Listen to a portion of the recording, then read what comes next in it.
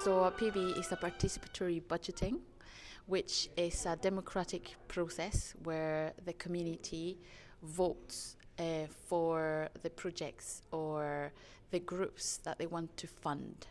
So that's how they divide a pot of funding. Our project, we've got the Common Thread Initiative, so we've got an idea to do some creative patch and mind sessions, monthly sessions on Saturdays at Timehouse where people can come and repair their clays and hopefully have things set up for them and some practitioners there to help them with things like grafting on jumpers and fixing the holes in their knees. And then the other aspect we were hoping to kind of do a pilot was a score exchange. So folk could share music scores and sheet music so that we try and reduce the amount of waste and encourage folk to treasure these old musical scores. One of the things that's tricky is finding time to start new initiatives, and it would mean that one of our staff members could come on for an extra day a week to focus on this project and get it all set up and running, and it would mean that we could bring in some specialist crafts folk as well and get some equipment for sewing. So we're having a super time. It's lovely to see everybody, and we've had a lovely lunch as well and lovely music. So the Blown Away project is about compiling a database and a practical guide of all of the small non-commercial turbines around Shetland. There's a lot of different areas and a lot of different setups and heaps of different types. And they're all in varying degrees of quality and ease of installment. And there's just a lot of practical questions that we're trying to answer with this project. Because, we were looking at setting up a turbine ourselves. It would be fantastic to get that. It would pay for travel costs so we can have real-time interviews with the locals. And, just pick up local information, in person.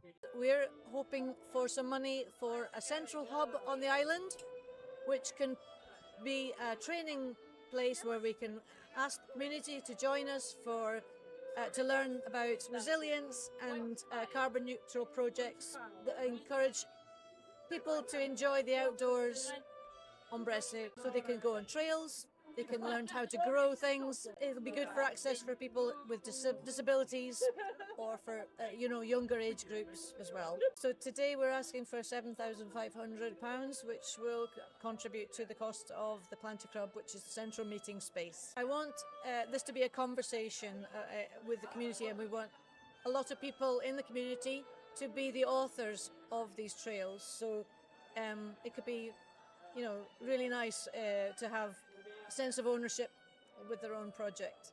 I hope everybody's project is successful today. The money would help us to put raised beds and potting sheds within our polytunnels so that we can use them as allotment spaces for people in our community and as a venue for the intergenerational growing project. It's brilliant to see all the different projects and to speak to people. There's a lot going on in Shetland and it's really nice to see. So our project is to build a community garden in Sulum, next door to Hensington Palace, with the aim that there'll be indoor and outdoor space for people to grow their own produce and also a social space that they can use to engage with the Hensington Palace and with the wider community. The idea is to build a 5x3 prefab polycarbonate tunnel from Polycrub and also build raised beds and get the compost that we need to get that started. We've already raised some funds and we've got a polycrub and some benches going. So we're building a community garden along an allotment style. So we have half a dozen people that have already committed and they're going to pay only £10 per year. That's going to give them outside space in a raised bed and also some space inside the polycrub. The polycrub is going to be 50% growing veg, etc., and 50% as a social area. Because Stucker, as I said, there's 21 houses there, but there's a good few that are single occupancy. So it's going to be a place for them to meet in the outside. And the whole idea is we've applied for £2,700 for some compost bins, some water butts, and some improved fencing to keep the rabbits out.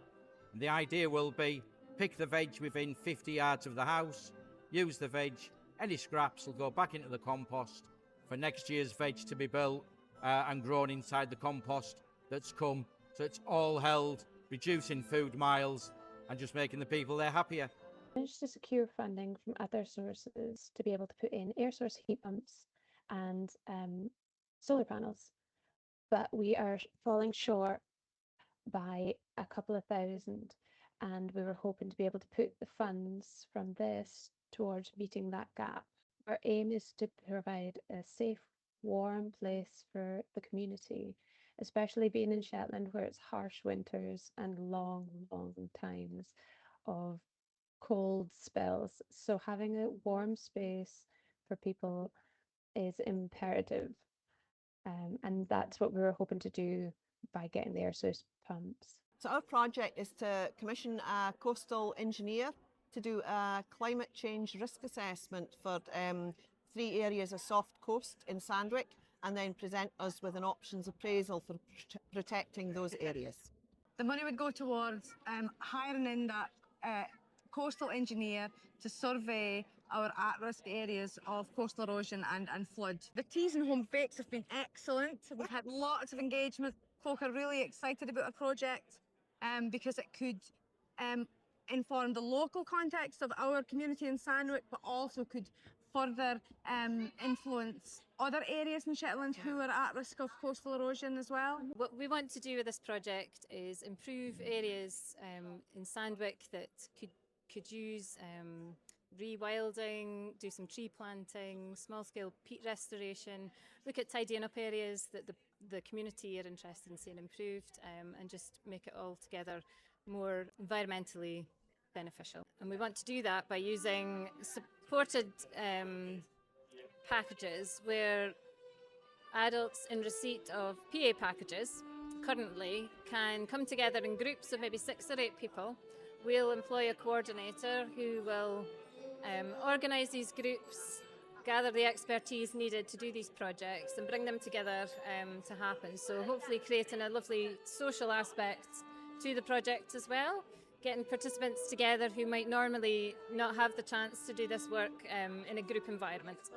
That money will go towards employing a coordinator for a day a week for 6 months. Also materials, PPE equipment, planting equipment, and also for trees, shrubs, seeds, anything we need to make the project happen. We're looking at it as a pilot project, and if we get the funding today, then we can make it happen, and hopefully after the project's finished, we can look at how that could be something more sustainable, and we could look for future funding in order to continue it in the Sandwich area and then beyond maybe as well. We're looking to purchase 10 units from the 2 Minute Foundation to have beach cleanup stations all across the Isles. The money would go towards us getting these beach cleanup stations to promote our environment and nature topic, which is the main focus from this year. So we are a charity which is 5 years old now that has already created a sky trail which is 13 stops all around the island of Uns, when people can just learn more about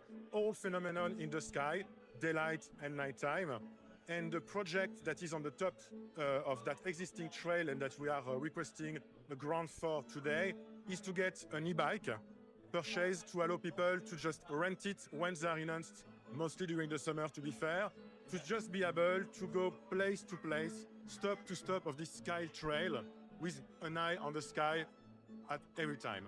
The £2,000-ish that we are requesting today will just help us to cover the purchase of the e-bike as well as the insurance, because we need that kind of things mandatorily. So that will just help us to fund the totality of the project that we have this year. Well, we're here today as part of Participatory funding to get funding for Fair Isle Goes Undercover. And it's a project that we're hoping to get funding, £7,500, which would effectively pay for the purchase of a polycrub from Ullaberry so that we could bring that to the island. Previously, we couldn't get one on the island because of transportation, but because of infrastructure works, there's now a few barges going to the island, and we'll be able to get a polycrub onto the island and then construct it for the community. The community is 19 crofts and 5 other homes. So it's a crofting community, an agricultural-based economy, and we are hoping this polycrub will lift that and support a bit of community growing.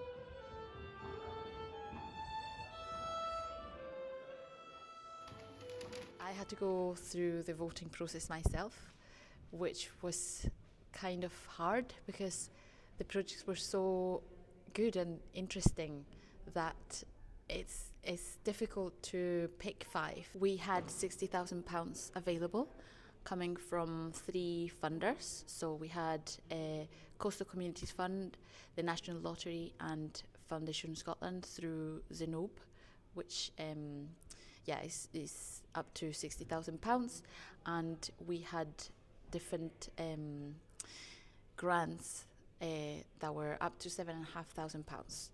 We encouraged groups to go for what they needed. People from Shetland were asked to vote for top five projects that they liked, and we had about 300 votes online and another 60 in person. We managed to get funding for 10 groups out of 12. I'm going to be supporting the groups and helping them with delivering the projects, and hopefully we'll have this participatory budgeting happening in the future again. And we've taken the total points that were awarded via that voting. The day-to-day has been amazing. One of the participants actually remarked to me today that in a world where it feels like things are really chaotic and out of control, it felt really, really good to be here this afternoon and to be making like decisions on local issues and on local projects, and to feel like they had a sense of kind of power and control over it. The level of